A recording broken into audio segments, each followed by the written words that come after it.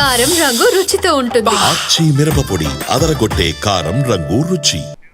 తాడిపత్రి మాజీ ఎమ్మెల్యే కేతిరెడ్డి పెద్దారెడ్డి కీలక వ్యాఖ్యలు చేశారు. తాడిపత్రికి వెళ్లకుండా పోలీసులు తనను అడ్డుకుంటున్నారు అని ఆరోపించారు. తానేమైనా నక్సలైట్నా తీవ్రవాదినా అని ఆయన ప్రశ్నిస్తున్నారు. తాడిపత్రి వెళ్లాలంటే వీసా తీసుకోవాలా అని ప్రశ్నించారు. వీసా కోసం అధికారులకు అప్లికేషన్ పెట్టుకోవాలా అని అడిగారు. హైకోర్టు ఆదేశాలను పోలీసులు ఎందుకు పాటించరు అని చెప్పి ప్రశ్నించారు. జేసీ ప్రభాకర్ రెడ్డి తనపై సిబిఐ లేదంటే సిట్ తోటి విచారణ జరిపించాలంటున్నారు. ఎవరి అక్రమాలు ఏమిటో తెలుస్తుంది అన్నారు పెద్దారెడ్డి. నేను తాడిపత్రికి పోవాలంటే వీసా ఏమన్నా కావాలా, అధికారులు దానికి సపరేట్గా ఏదన్నా కానీ అప్లికేషన్ పెడితే దాని అప్లికేషన్ నేను అధికారులకు పెట్టుకుంటా.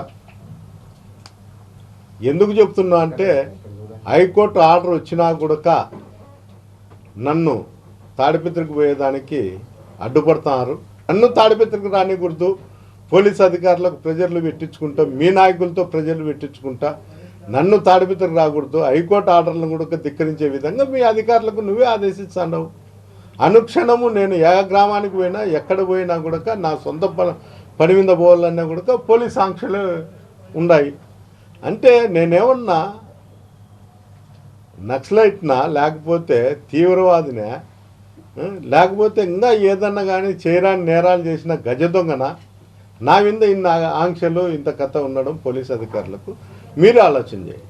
తాడిపత్రి కాన్స్టిట్యున్సీలో ఎమ్మెల్యే ఉండాడా లేడా అది ఒకసారి క్లారిటీగా మీ ప్రభుత్వం కానీ, మీ కార్యకర్తలు కానీ, మీ నాయకులు కానీ, మీకు ఉండేటువంటి కోటరీలో ఉండేటువంటి నాయకులు కానీ క్లారిటీ ఇవ్వండి. మాకు తాడిపత్రిలో పలానా ఎమ్మెల్యే ఉండాడు అని. లేకపోతే మున్సిపల్ చైర్మన్నే మున్సిపాలిటీకే పరిధిలోనే ఉందే కాన్స్టిట్యున్సీ అంతా. ఈ రెండిట్లో మీరు క్లారిటీ ఇచ్చి ఊరికి నేను ఏందో చెప్తాను, లేకపోతే ఇంకోరు చెప్తాను. ఒకసారి సిబిఐ ఎంక్వైరీ వేయండి, లేకపోతే మీ దగ్గర ఏందో ఆ సిట్ అది కూడా వేయండి.